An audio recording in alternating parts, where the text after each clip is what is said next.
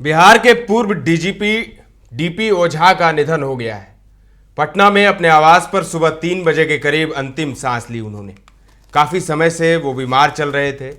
राबड़ी शासनकाल के दौरान उन्हें डीजीपी बनाया गया था। डीजीपी बनने के बाद डीपी ओझा ने शहाबुद्दीन पर ऐसी सख्ती बरती कि रिटायरमेंट के 2 महीने पहले पद से हटा दिया गया था, जिसके बाद उन्होंने वीआरएस ले लिया। 1967 बैच के आईपीएस अधिकारी डीपी ओझा की कहानी 1.25 साल बाद। 2003 के दिसंबर की इस कहानी ने 1.25 साल बाद बिहार से लालू यादव और राजद की सत्ता से विदाई की नींव रख दी थी। लालू, राबड़ी और राजद की विदाई के कई राजनीतिक कारण रहे, लेकिन विपक्ष ने जंगल राज को पकड़ लिया था, जिसे डीपी ओझा के शहाबुद्दीन के खिलाफ अभियान ने मजबूत आधार दिया। आप देखना शुरू कर चुके हैं दर्श न्यूज। मैं हूं दिव्यांशु।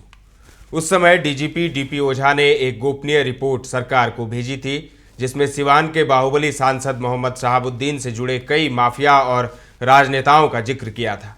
इस रिपोर्ट में उत्तर प्रदेश के वाराणसी की कोल असला सीट से तब भारतीय जनता पार्टी के विधायक रहे अजय राय का भी नाम था। रिपोर्ट में तब या अब भाजपा और नीतीश कुमार की पार्टी जनता दल यूनाइटेड के साथ रहे विधायक और पूर्व विधायक रामा सिंह, सुनील पांडे और विक्रम कुंवर समेत कई अपराधियों के नाम थे। इस रिपोर्ट में बताया गया था कि शहाबुद्दीन से अजय राय ने AK-47 खरीदी है। डीपी ओझा ने रिपोर्ट में शहाबुद्दीन पर कश्मीर में सक्रिय आतंकवादियों से कई AK-47 खरीदने और उसमें कुछ AK-47 अजय राय को बेचने का आरोप लगाया था।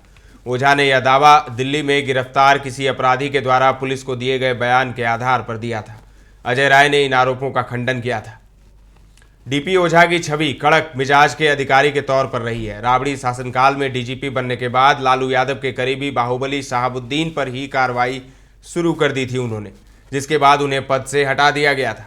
जानकार मानते हैं कि लालू यादव ने सवर्ण वर्गों में अपनी छवि अच्छी बनाने के लिए भूमिहार समाज से आने वाले डीपी ओझा को डीजीपी बनाया था, लेकिन जिस तरह से उनसे काम लेना चाहते थे वो वैसा नहीं कर रहे थे, जिसके बाद दोनों के बीच काफ़ी दूरी बनती चली गई। बाद में रिटायरमेंट से पहले ही पद से हटाकर वारिस हयात खान को डीजीपी बनाया गया। नाराज होकर डीपी ओझा ने वीआरएस ले लिया। दबंग डीपी ओझा राबड़ी देवी सरकार में बिहार के डीजीपी बने थे। गुरुवार की रात उन्होंने पटना में अंतिम सांस ली। ओझा सांस की बीमारी से जूझ रहे थे। उनके निधन से पुलिस विभाग के साथ साथ शुभचिंतकों में शोक का माहौल है। भूमिहार जाति से आने वाले 1967 बैच के आईपीएस डीपी ओझा वाम विचारधारा के व्यक्ति थे। इतने कड़क थे कि अपराधी ओझा का नाम सुनते ही अपना रास्ता बदल लेते थे। राबड़ी देवी की सरकार में रहते हुए लालू यादव के खिलाफ उन्होंने बयान दिया था। इसके बाद उन्हें पद से हटा दिया गया था। इससे आहत होकर उन्होंने भारतीय पुलिस सेवा से इस्तीफा दे दिया था। इस्तीफे के बाद पटना में ही रह रहे थे। 2003 में राबड़ी देवी की सरकार वरीयता के आधार पर बिहार के डीजीपी बने थे। हालांकि राजद सुप्रीमो लालू यादव से इनकी नहीं बनती थी। डीजीपी रहते हुए सिवान के तत्कालीन सांसद शहाबुद्दीन पर कार्रवाई उन्होंने की थी। हत्या, फिरौती, अपहरण जैसे कई आपराधिक मामलों में शहाबुद्दीन की गिरफ्तारी के लिए छापेमारी अभियान चलाया और गिरफ्तारी भी की। एक समय ऐसा आया कि डीपी ओझा को सरकार ने पद से हटाकर WH खान को डीजीपी बना दिया था। दरअसल 2003 में शहाबुद्दीन जेल में बंद थे। इस दौरान राजद सुप्रीमो लालू यादव मिलने के लिए जेल गए थे। इस पर डीपी ओझा ने सार्वजनिक मंच से कहा था कि सत्ता लफंगों के हाथों में चल गई है। सत्ताधारी नेता अपराधियों के पैर पखारने चले जाते हैं। बयान के बाद राबड़ी देवी की सरकार ने पद से हटा दिया था।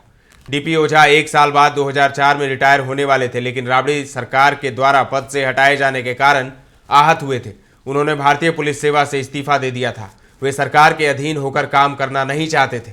पद पर रहते हुए सत्ताधारी नेता के खिलाफ तेवर से इनकी खूब चर्चा हुई थी और समर्थकों ने इस सरकार के इस फैसले का विरोध भी किया था। पद से इस्तीफा देने के बाद डीपी ओझा ने राजनीति में अपना भविष्य तलाशा, लेकिन सफलता नहीं मिली। 2004 में बेगूसराय लोकसभा क्षेत्र से निर्दलीय चुनाव लड़ा था, लेकिन उन्हें बुरी तरह हार मिली थी। इसके बाद कभी दोबारा चुनाव नहीं लड़े। पटना में ही अपना पूरा जीवन बिताया। बिहार का चर्चित चारा घोटाला, इसमें भी डीपी ओझा का नाम जुड़ा था, लेकिन कोर्ट से इन्हें राहत मिल गई थी। सीबीआई ने इन्हें भी आरोपी बनाया था। 2017 में सीबीआई कोर्ट ने वारंट भी जारी किया था। जांच अधिकारी को कोर्ट में पेश करने का निर्देश दिया गया था। हालांकि 23 दिसंबर 2017 को कोर्ट में पेश नहीं हुए थे। बाद में इन्हें कोर्ट से राहत दे दी गई थी। तो अपने कार्यकाल में जिसने लालू यादव और मोहम्मद शहाबुद्दीन जैसे प्रभावशाली नेताओं के खिलाफ कड़ा रुख अपनाया, उस डीपी ओझा का निधन हो गया है। 1967 बैच के आईपीएस अधिकारी थे।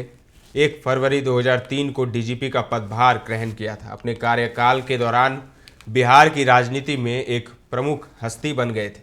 कड़क छवि और निडर रवैये के कारण खूब प्रसिद्धि मिली इन्हें। कार्यकाल में कई उतार चढ़ाव भी आए, लेकिन डीपी ओझा झुके नहीं। फिलहाल के लिए इतना ही। ताज़ा तरीन खबरों का सिलसिला लगातार जारी है। देखते रहें दर्श न्यूज।